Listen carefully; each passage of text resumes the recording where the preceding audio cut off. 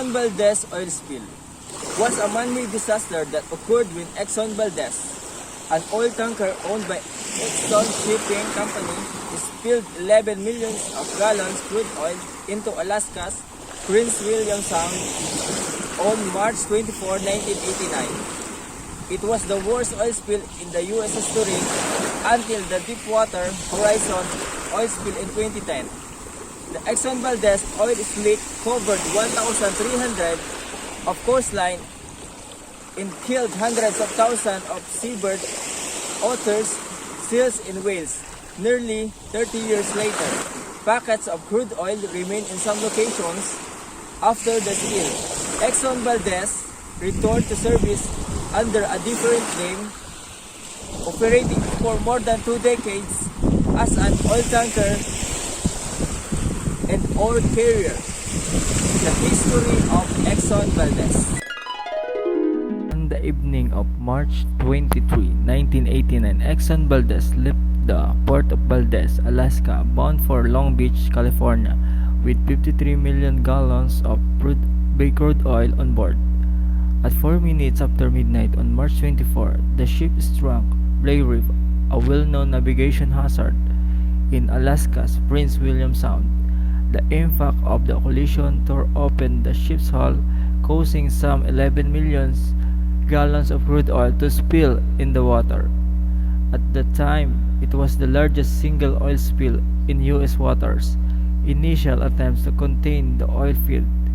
In the months that followed, the oil slick spread, eventually covering about 1,300 miles of coastlines. Investigators later learned that Joseph Hazelwood, the captain of Exxon Valdez, had been drinking at the time and had allowed an unlicensed third mate to steer the massive ship. In March 1990, Hazelwood has acquitted of felony charges. In the months after the Exxon Valdez oil spill, Exxon employees, federal responders, and more than 11,000 Alaska residents worked to clean up the oil spill. Exxon paid about $2 billion in cleanup costs and $1.8 billion for habitat restoration and personal damage related to a spill.